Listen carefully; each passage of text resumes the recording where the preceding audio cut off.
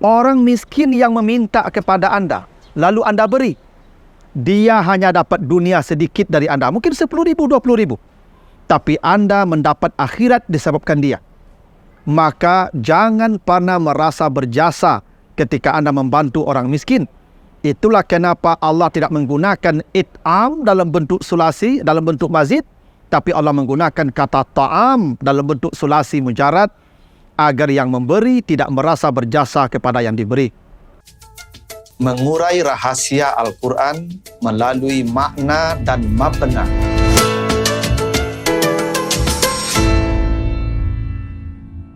Assalamualaikum warahmatullahi wabarakatuh. Alhamdulillahi rabbil alamin. Assalatu wassalamu ala asrafil anbiya'i wal mursalin wa ala alihi wa ashabihi ajmain. Para pemirsa program Makna dan Mabna yang dimuliakan Allah, kembali kita lanjutkan bahasan kita tentang struktur kata dan kalimat yang Allah hadirkan di dalam ayat-ayatnya, di dalam Al-Quran, serta pesan dan makna di balik pesan, di balik redaksi struktur ayat tersebut. Kali ini kita akan bahas surat Al-Ma'un, surat yang ke-107, ayat 1 sampai 7. Kita baca ayatnya. A'udzubillahi minasyaitonirrajim. Ara'aital ladzi yukazzibu biddin, fazalikal ladzi yad'u'ul yatim wa la yahuddu ala ta'amil miskin, fawailun lil musallin allazina hum an salatihim sahun, allazina hum yura'un wa yamna'unal ma'un. Kata Allah, tahukah kamu siapa yang mendustakan agama? Mereka beragama, tapi agama hanya di lidahnya, karena mereka sejatinya bukan orang yang beragama. Yaitu itulah orang-orang yang menghardi anak yatim, dan dia tidak memberi makan orang miskin. Maka kecelakaanlah bagi orang yang salat. Siapa? Yaitu mereka yang lalai dari salat mereka. Mereka ria dalam setiap ibadah dan mereka menghalangi pemberian. Ada beberapa hal menarik kita perhatikan ini secara redaksional dalam bentuk pilihan atau struktur katanya. Pertama, ketika Allah mengatakan orang yang mendustakan agama, mereka yang mengaku beragama tetapi sebenarnya tidak beragama, yang pertama kali adalah mereka yang menghardi anak yatim. Yad'u'ul yatim, fazalikal ladzi yad'u'ul yatim. Itulah mereka yang menghardi anak yatim. Kata yad'u sebenarnya bukan menghardi. Kata yad'u itu dulu dalam struktur masyarakat Arab, dan itu yang dalam kaidah agama begitulah.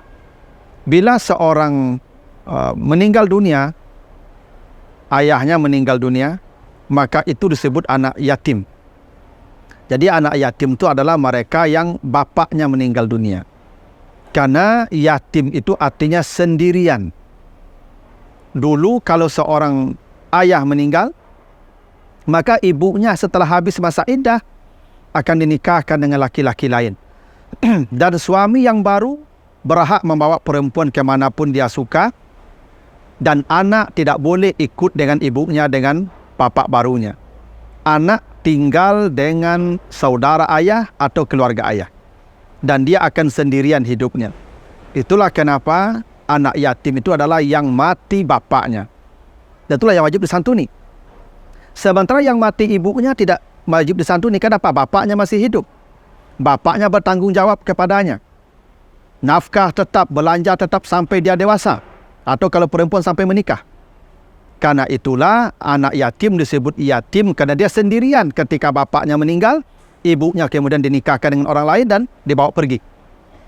Nah, dulu ketika ada anak yang ditinggal mati bapaknya, otomatis belanja sudah tidak mungkin maksimal lagi didapatkannya. Kehidupan hari-hari tidak akan sama dengan anak-anak lain yang masih punya orang tua. Maka ketika ada orang sedang makan, maka dia berdiri dari kejauhan melihat itu, dengan harapan orang akan memanggilnya dengan isyarat begini. Tapi ada sebagian orang ketika melihat anak yatim berdiri melihat mereka makan, maka tangannya begini. Mengginikan tangan dengan isyarat seperti itu namanya yadu'ul yatim. Jadi kalau menghardik itu suara. Yadu'u itu bukan bersuara tapi begini. Yang harusnya begini tangannya. Tetapi dia mengusir dengan isyarat begini. Ini yang disebut yadu'ul yatim. Maka kalau ada orang begitu kepada anak yatim, kata Allah, mereka beragama tapi tidak beragama. Bahkan mereka beribadah salat, tempatnya neraka yang paling bawah. Dan makanya Allah kasih kata zalika. Zalika itu isyarat untuk jauh. Itu. Kalau isyarat untuk dekat, haza. Kenapa Allah tidak mengatakan fahazal lazi yadu'ul yatim? Ini, tapi tidak itu zalika. Apa maknanya itu? Mereka yang tidak peduli dengan anak yatim itu, Allah jauh dari mereka. Itu kenapa Nabi dalam hadis sahih mengatakan, ana wa kafilul yatim kahataini fil jannah. Saya dengan orang yang memelihara anak yatim seperti ini di surga, dekatnya. Maka yang memelihara anak yatim, dia dekat dengan Allah, dia dekat dengan nabinya. Tapi yang tidak peduli dengan anak yatim, apalagi mengusir, maka Allah pun mengusirnya. Itu kenapa fazalika. Isyaratnya bukan haza, ini, tapi zalika itu. Menunjukkan jangan pernah dekat dengan Allah. Karena Allah dan Rasulnya tidak akan pernah dekat kepada mereka yang tidak peduli dengan anak yatim. Yang kedua, mereka tidak memberi makan orang miskin. Wala yahuddu ala ta'amil miskin. Tidak memberi makan pada orang miskin. Coba perhatikan. Memberi makan itu bahasa Arabnya it'am. Dari kata at'ama, allazi at'amahum min ju', yang memberi makan mereka. At'ama itu memberi makan. Masdarnya it'am. Namanya mazid satu huruf. Tetapi Allah tidak mengatakan wala yahuddu ala it'am, tapi ala ta'am. Satu. Orang yang tidak mendustakan agama itu, andai dia tidak mampu memberi, tidak apa-apa. Tapi dia dorong orang lain yang mampu untuk memberi orang miskin. Yang kedua, kalau dia memberi, dia tidak merasa berjasa kepada yang diberi. Karena bukan dia yang memberi. Sebab kalau dikatakan it'am, maka dia yang memberi. Tapi kalau dikatakan ta'am, dia tidak memberi. Namanya lazim. Kalau it'am, namanya muta'addi. Ini pesannya, kalau kita memberi kepada orang miskin, jangan merasa berjasa kepada dia.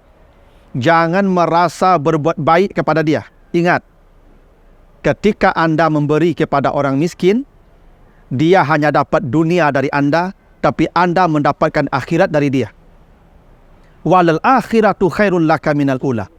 Bukankah akhirat lebih baik dari dunia? Orang miskin yang meminta kepada Anda, lalu Anda beri, dia hanya dapat dunia sedikit dari Anda. Mungkin 10.000, 20.000. Tapi Anda mendapat akhirat disebabkan dia. Maka jangan pernah merasa berjasa ketika Anda membantu orang miskin. Itulah kenapa Allah tidak menggunakan it'am dalam bentuk sulasi, dalam bentuk mazid. Tapi Allah menggunakan kata ta'am dalam bentuk sulasi mujarad, agar yang memberi tidak merasa berjasa kepada yang diberi. Lalu kata Allah, fawailul lil musallin. Neraka wel bagi orang yang salat.